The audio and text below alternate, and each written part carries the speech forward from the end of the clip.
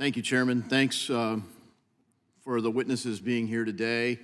And, we're here to talk about apparently a range of things that don't involve the topic of the hearing. And I think that's disappointing. Freedom surrendered is rarely reclaimed. And we have an opportunity to do that. Few of the rights protected by our Constitution are more infringed than the right to privacy. My colleague, Mr. Massey, read the actual text of the Fourth Amendment. And Mr. Peterson, Dr. Peterson, you referenced kind of what a lot of people might wish it said. It does not say that if you have nothing to hide, you have nothing to fear. It says that you have a reasonable expectation of privacy. It doesn't say you have an expectation of complete secrecy. The reasonable expectation of privacy is guarded by due process, warrants and subpoenas for U.S. citizens.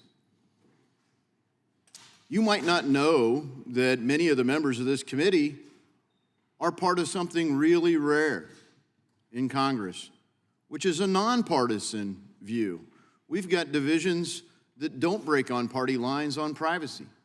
There are Republicans and Democrats who want to roll back the Patriot Act. What a beautiful name, but it's being used to violate American citizens' rights to privacy. We have one of the rarest things possible. You have Mr. Jordan and Mr. Nadler in complete agreement on how to reform the Foreign Intelligence Surveillance Act. And frankly, the Foreign Intelligence Surveillance Act part works pretty well. It's the Domestic Surveillance Act. Well, there isn't one because the Fourth Amendment guards it.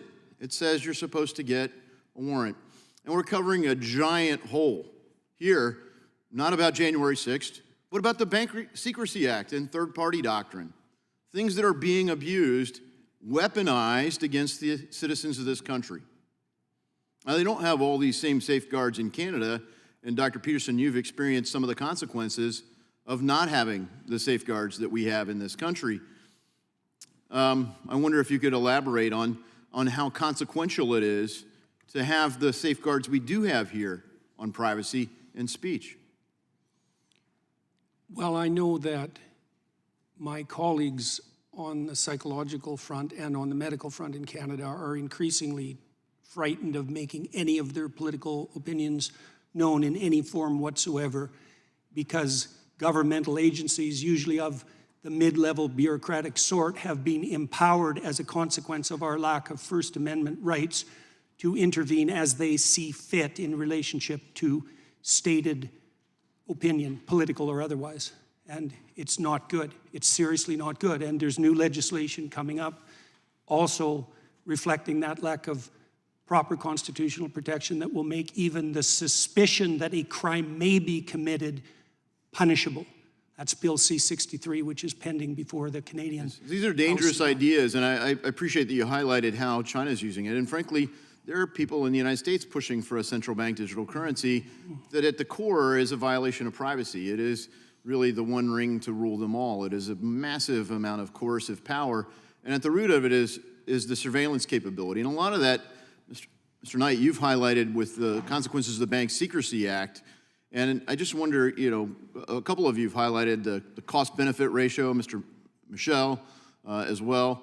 Maybe you could highlight the consequences of the Bank Secrecy Act and how we might reform it so that we can accomplish the stated goal of safety, but in a more constitutional framework. Happy to speak to that. I think what we've seen in this hearing is that one of the big consequences is that people blur the distinction between not being able to access information or being able to access information subject to due process. There's no reason to believe that the convictions obtained after January 6th would be impossible without getting a warrant or information subject to one of the exceptions to the warrant provision for exigent circumstances. We also have to worry about the fact that information is being collected and is very collectible. If you are worried about your political opponents having power, why do you want this available to them? Thank you.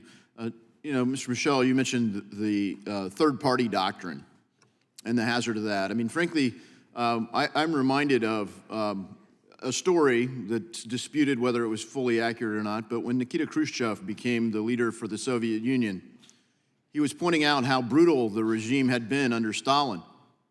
And someone from a large crowd yelled to him, "Why didn't you do anything?"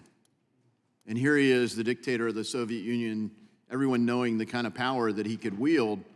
And he said, "Who said that? I demand to know who said that." And everyone got quiet. And he let it stay quiet for a very long time. And he said, "That's why.